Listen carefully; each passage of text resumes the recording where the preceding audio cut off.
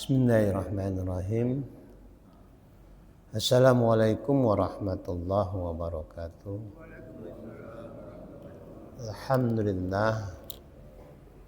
Allahumma salli wa sallim wa barik ala sayyidina Muhammad wa ala alihi wa sahbihi ajma'in. Bismillah walhamdulillah. Wassalatu wassalamu ala Rasulillah.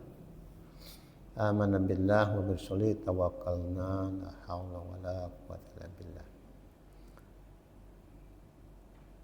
Kita hadiahkan suratul Fatihah kepada almarhumah Hajah Banun, ya, Sarbanun binti Sulaiman. Kemarin ada WA-nya dari Gustina, ya, tak doa.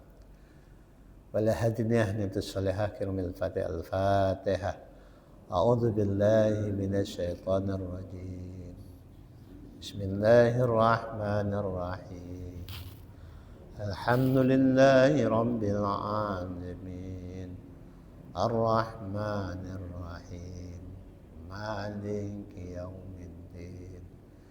Iyyaka na'budu wa iyyaka nasta'in. اهدنا الصراط المستقيم صراط الذين أنعمت عليهم غير المغضوب عليهم ولا الضالين.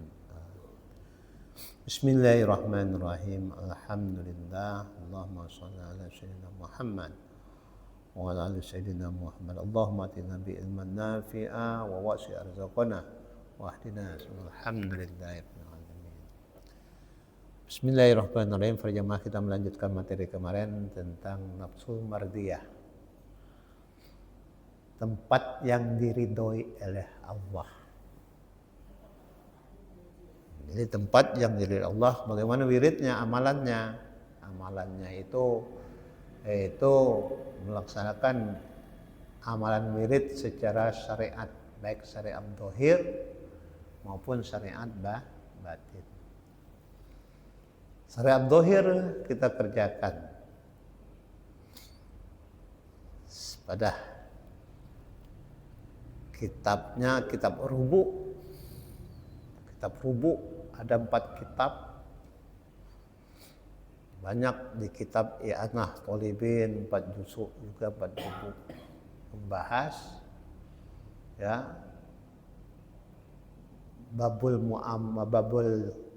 ibadah, babul muamalah, babul jinayah, serta babul jihad, 4 sifat rubu. Nah, itu syariat zahiriyah kita. Adapun syariat batin, ya, syariat batin syariat yang tertanam, yang terlaksana secara terdidik dan terlatih pada jiwa kita, pada batin kita, sehingga semua aktivitas kegiatan syariat zahir kita dijalankan dengan jalan ikhlas karena Allah. Nah, itulah syariat batin, ya, dijalankan dengan jalan ikhlas karena Allah. Karena dalam firman Allah surah Al-Maidah 48, likulli ja'alna minkum syir'ah wa minhaja. Likulli, bagi tiap-tiap ja'alna kami jadikan, minkum di antara kalian itu, di antara kamu itu, syir'ah, itu jalan, aturan, syariat kita syir'ah. Aturan dan wa minha, dan daripadanya itu minhaja, dua di jalan yang nyata. Maknanya bagaimana ibadah secara zahir dan secara batin.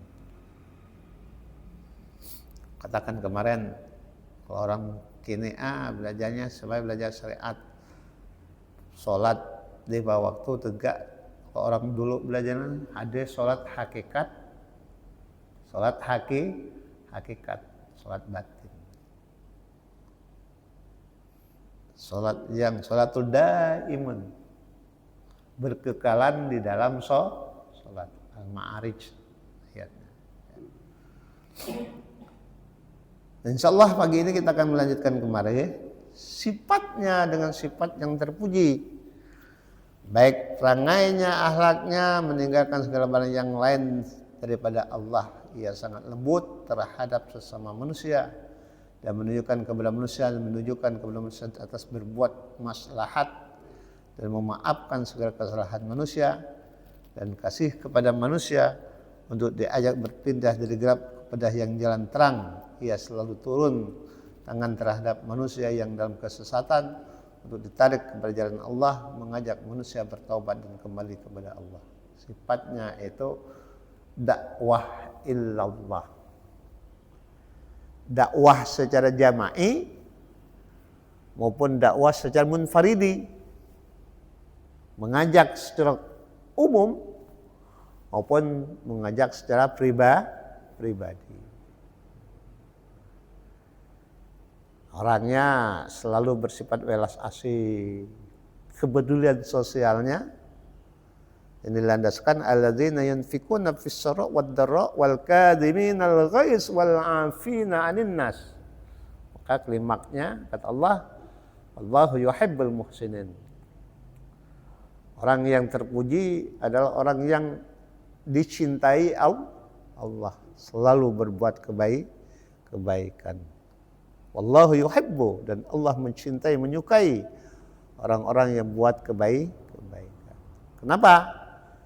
Kepeduliannya terhadap sesama manusia sangatlah besar. Ini sifat orang-orang yang memiliki nafsul mardiyah. Menerapkan Al-Quran surat apa itu? Alladzina tadi saya katakan alladzina yunfikuna fis-sarra, yaitu orang-orang yang menafkahkan hartanya di jalan Allah dalam keadaan luas maupun sempit, selalu menjaga pribadinya dari perbuatan kazim, emosi yang tinggi, dan juga selalu tangan terbuka memaafkan sesama makhluknya, sesama manusia, sesama insan. Nah, inilah jalannya, yaitu surat Ali Imran 135, 34 kalau salah itu ya, 134 jalan.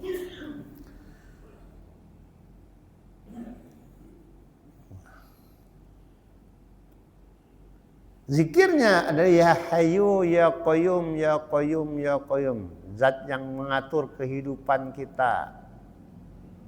Dalam Al-Quran itu Allahul ladzi la ilaha illa huwal hayyul qayyum. Allahul ladzi, dialah Allah yang tidak ada Tuhan.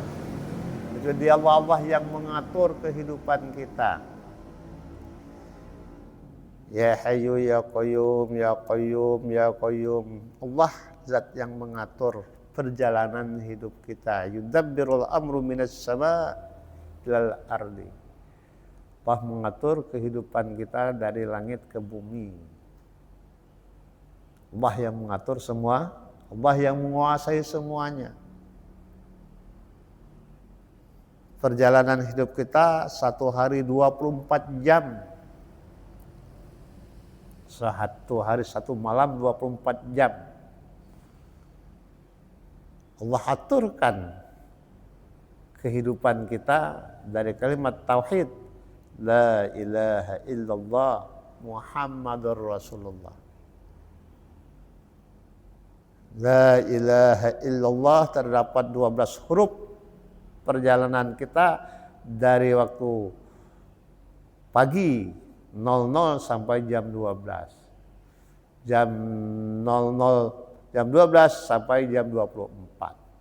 Nah, itu pada hakikat kalimat tauhid ya. Maka zikirnya ya Hayyun ya Qayyum artinya ya Allah, zat yang berdiri sendiri, tempat segala makhluk yang bergantung kepadanya. Allah yang mengatur perjalanan hidup makhluknya. Jadi kita bergantung kepada Allah. Maka dikatakan Allah, Allahus Samad. Allah tempat kita bergantung. Di mana pada zaman Rasulullah ada seorang laki-laki bernama Datsur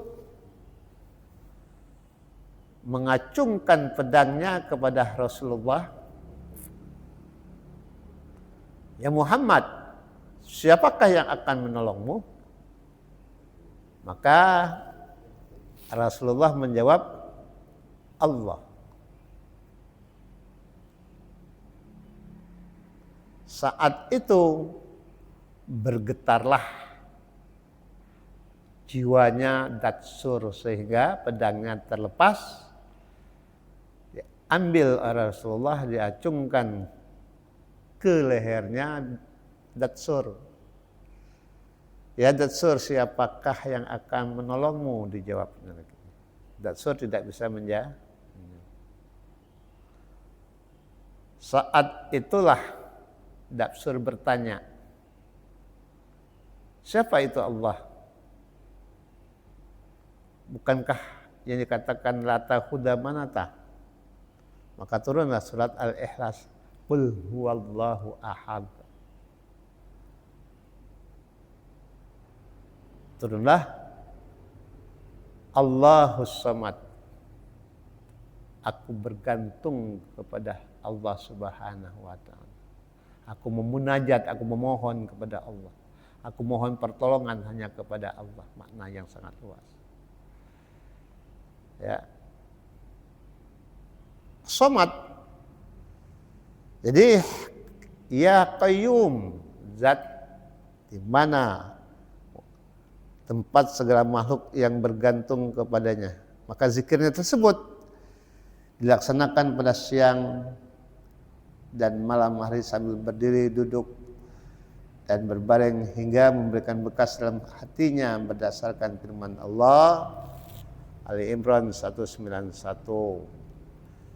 Alladzina yazkurunallaha qiyaman wa qu'udan wa ala junubihim wa yatafakkaruna fi khalqis samawati wal ard rabbana ma khalaqta hadza batilan subhanaka faqina azabannar. Maksudnya para jamaah dikombinasikan, disatukan. Namanya Asmaul Husna. Qayyum termasuk Asmaul Husna. Zikir sifat.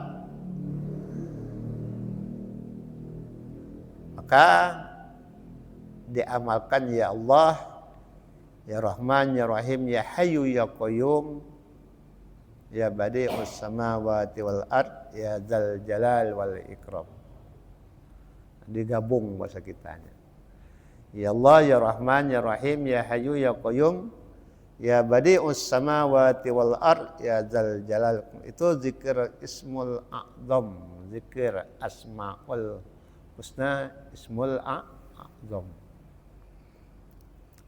Nama-nama yang paling agung, yang terangkai, terangkum, tersimpul 99 nama, tersusunlah oleh sahabat Rasulullah, mengamalkannya pada waktu petang hari selesai sholat asar, membacakan ya Allah, ya Rahman, ya Rahim, ya Hayyu, ya Qayyum, ya Badi'us samawati wal ard, ya Dzal Jalal wal Ikram, terdengar oleh Rasulullah. Teruskan kata Rasulullah amalan tersebut.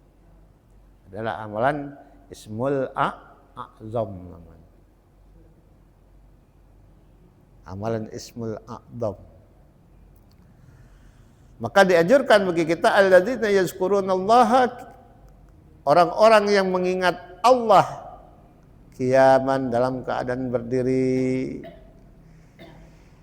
wa qu'udan dalam keadaan duduk, wala junubihim, dalam keadaan berbaring, yatafakkaruna, dan mereka orang-orang yang berfikir, bertafakkur, fi, tentang khalqis, sama ciptaan 7 lapis langit, wal ardi, dan 7 lapis bumi, langsung bermunajat kepada Allah, Rabbana ma khalaqta, maha suci engkau, khalaqta, Rabbana Tuhan kami, tidaklah engkau ciptakan batilah hadza, ini secara sia-sia.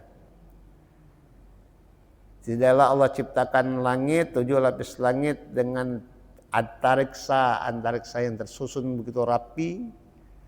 Tidaklah sia-sia Allah ciptakan, dan 7 lapis bumi mengandung berbagai isi-isi bumi yang mengandung beraneka ragam kenikmatan yang Allah berikan untuk makhluknya, untuk kita di bumi ini, dengan sia-sia. Subhanaka, maha suci engkau ya Allah, fakina, maka lindungilah kami dari azab neraka, azab api yang sangat panas.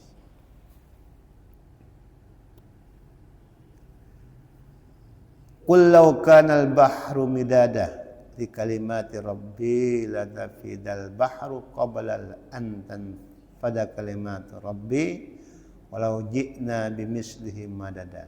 Kahfi 109. Seandainya air laut itu midada, sebagai tinta, dawat, ya, li kalimati, untuk menulis kalimat ya hayyu ya qayyum ya qayyum ya qayyum, menulis kalimat nama Allah 99 nama, termasuk bagiannya qayyum tadi. Rabbi, Tuhanku, lanafidal bahr, sungguh, ya, sungguh nafid, sungguh habislah bahrul, air laut itu, sebelum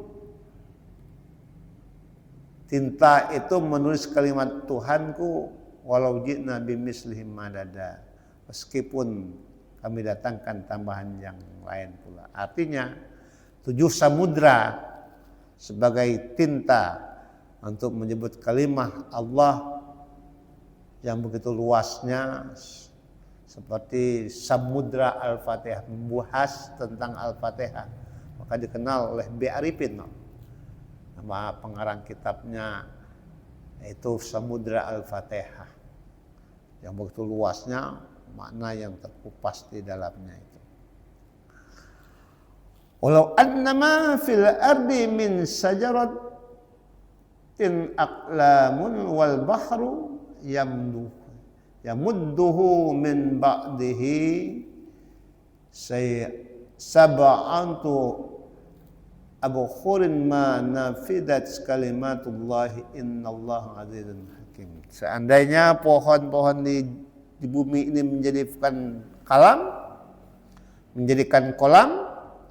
jamaknya daripada pena, dan laut menjadi tintanya, ditambah kepadanya 7 laut lagi sesudah keringnya, niscaya tidak akan habisnya dituliskan kalimat Allah. Sesungguhnya Allah Maha Perkasa lagi Maha Bijaksana. Memaknakan arti luasnya kalimat tersebut, ya, memahami secara batiniah kita bagaimana kalimat la ilaha illallah, la ilaha illallah, dari mulai ujung jempol kita putarannya terus sampailah ke lubuk hati kita. La ilaha illallah. Hakikatnya dalam zikir tersebut melindungi panasnya terik matahari sejengkal kepala kita. Ini tingkat ke-17 pada zikir ma'iyah akrobiyahnya, ya, zikir nafi wal isbat dalam pemahaman ilmu zikir.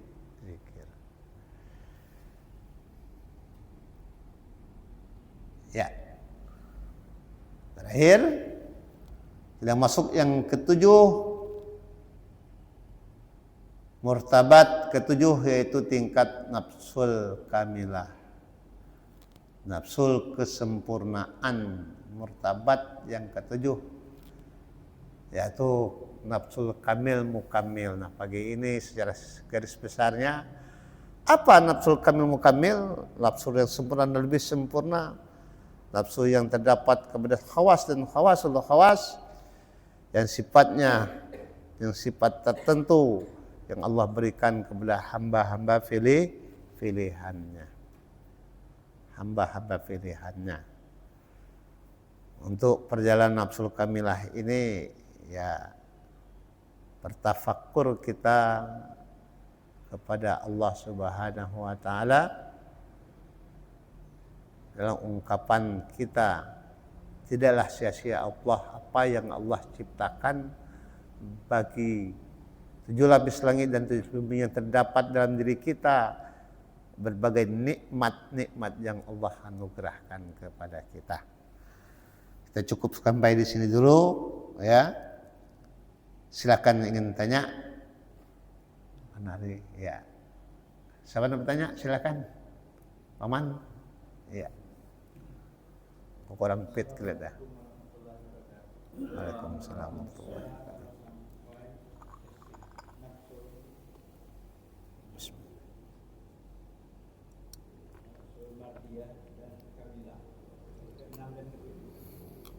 Jadi nafsul mardiah ini jiwa yang tidak diridai orang Allah, mencapai tingkat tertinggi yang dari rahmat Allah Subhanahu wa taala. Jadi nafsul mardiah ini apakah bisa timbul lagi nafsul Allah itu misalnya bagi seorang? Jadi salah satu nafsul Allah itu kan ada 7 lataif itu. Jadi misalnya orang sudah sampai ke nafsul mardiah, apakah masih timbul itu nafsul lawamah itu salah satu dari nafsul lawamah? Bagaimana itu? Ya. Bagaimana kita dalam perjalanan 7 pengertian nafsu amarah, lawamah sampai nafsu kamilah terakhir, kamil mukamil. Nah, apakah akan terjadi lagi proses? Iya. Apakah timbul nafsu amarah? Apakah timbul nafsu lawamah? Para anbiya wal mursalin yang memiliki istiqomah terjaga dari nafsu-nafsu yang lainnya. Kalau kita otomatis, karena kita kalau bisa mengendalikan istiqomah kita dalam perjalanan 7 perjalanan zikir dan nafsu yang membimbing kita, maksudnya kita jaga 2 nafsu amarah dan lawamah sehingga marah kepada mulhamah dan seterusnya. Kalau itu terbimbing terus menerus, maka tidak akan kembali kepada nafsu lawamah. Tetapi kita kan manusia lemah. Karena banyak sekali tipu daya setan melalui gangguan hubud dunia dan syahwat kecintaan kepada dunia. Maknanya luas, syahwat kecintaan kepada dunia ini bukan semuanya yang luas pokoknya. Nah, itulah kalau bisa pengendalian diri kita menjaga syahwat dunia ini. Syahwat dunia itu kecintaan kepada harta benda. Kalau bahasa kita 3 T ya, 3 TA. 3 ta. Tahta, wanita dan harta. Padahal sangat luas maknanya itu. Ini banyak yang terjebak, banyak yang jatuh di dalam perjalanannya. bagi kita orang awam, maka kita harus belajar titik istiqomah pada titik kultivasi kita sampai kepada puncaknya mengharap keridhaan Allah Subhanahu wa taala. Jadilah insan yang kamil mukamil. Kalau paca, wallahu a'lam. Kita berusaha atas izin Allah. Karena gerak kita gak ada gerak nafsi, gerak syaiton, gerak malaki dan gerak latih perubahan. Yang diambil kita ambil, yang kita harapkan ingin memasuk gerak latih perubahannya itu. Dalam hal kedekatan diri kita kepada Allah. Nah, dalam gerak ini apakah syaitan berpangku tangan atau bergerak dengan strateginya? Kalau kita ya seperti Pak Irfan doktor, ya kan? Maka syaitan yang menggodanya bukan gelar doktor, pasti 3 prop di atas kepalanya itu gelarnya yang menggodanya. Kalau kita tingkat SD, ya SMP, SMA lah yang menggodanya seperti itu. Jadi strategi syaitan itu bagaimana kita berusaha untuk menjalani istiqomah dalam perjalanan sehingga kita terjaga dari nafsu amarah dan nafsu lawamah. Nafsu amarah itu dan nafsu lawamah itu musuh yang nyata bagi kita. Apa musuh yang nyata bagi kita? Musuh yang nyata bagi kita dalam rumah tangga. Harta, anak dan istri. Musuh yang nyata. Kalau tanpa pendidikan yang benar. Cobaan yang nyata bagi kita. Fitnah yang nyata bagi kita. 3 itu yang tampak, yang paling dekat dengan kita. Apakah lawamah kita atau amarah kita bisa teratasi? Kita lah baik-baik anak kita. Kita lah baik-baik tipu Allah, tipuan setan. Allah menguji kita melalui cucu kita. Kita lah baik-baik istri kita menggoda kita dengan berbagai cara. Nah, itulah musuh yang nyata kepada kita. Maka inilah yang perlu kita perhatikan pada kenyataan yang ada. Dan keluarga kita bisa menjadi kebaikan bagi kita. 1 melawan 3. 3 ya tadi musuh, cobaan dan fitnah. Tapi kebaikannya 1. Maka 1 itu yang kita pelihara, kebaikan dalam keluarga. Istri yang soleha, keturunan yang soleh dan soleha, yang menjaga marwah kehidupan kita. Nah, ini 3 banding 1. Maka amarah dan lawamah apabila dengan kebaikan maka terjagalah ujian bagi kita yang ada dalam lingkungan internal rumah tangga kita saja. Apalagi di luar. Paham kira-kira? Nah, itulah. Jadi intinya pertanyaan tadi, apakah terjadi pergeseran dari tingkat mardiyah atau tingkat kamil mukamil akan jatuh lagi kalau ujiannya tidak mampu kita atasi, maka kita kalah. Termasuk kau sendiri lah, kalah. Kalau ujiannya berat, kita kalah. Tapi kalau ujiannya berat saat kita menghadapinya dengan ketenangan, kita menghadapinya dengan kalimat la haula wala quwata illa billah, maka kita serahkan semuanya kepada Allah. Tidak ada sesuatu yang bergerak sekalipun, apapun yang terjadi, ini merupakan adalah hak dan izin Allah Subhanahu wa taala. Jadi maknanya kalimat hauqalah itu tiada daya untuk menjauhkan perbuatan maksiat dan tiada daya untuk mengerjakan taat, melainkan daya dan upaya Allah lah yang maha tinggi dan maha besar, yang memberikan irsyad bimbingan kepada kita. Maka apa tujuan kita ibadah ini? Apa tujuan kita melangkahkan kaki menuju masjid? Mengharap bimbingan Allah.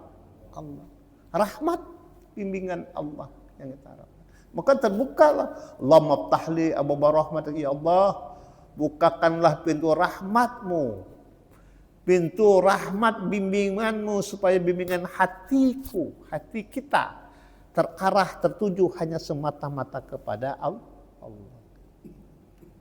Itu yang kita harapkan. Bukan kita mengharapkan surganya Allah. Surganya Allah milik Allah. Allah yang menempatkan kepada kita. Tak paham loh kira-kira? Ini memang agak tinggi, tapi jangan salahkan. Jadi kami ibadah bukan dapat pahala. Ya atas izin Allah dapat pahala.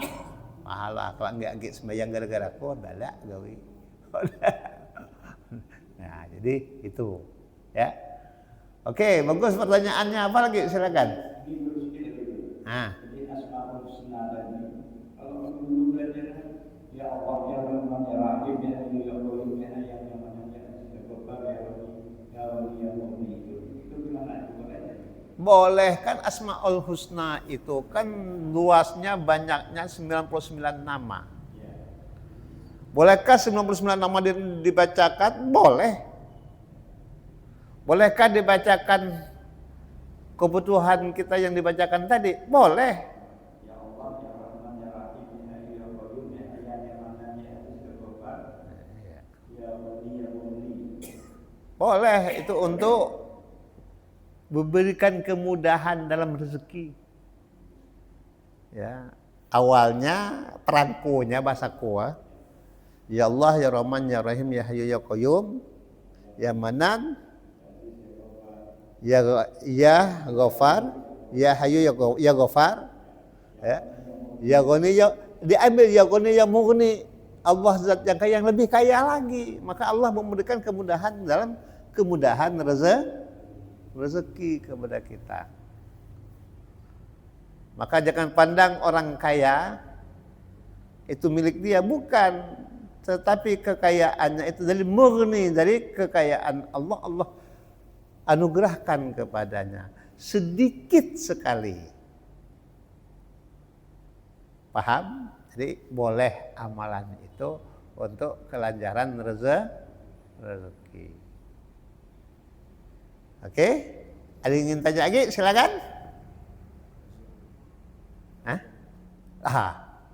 Kita itu ya. Kita berkunjung ke rumah Hajah Pak Saudara Salman.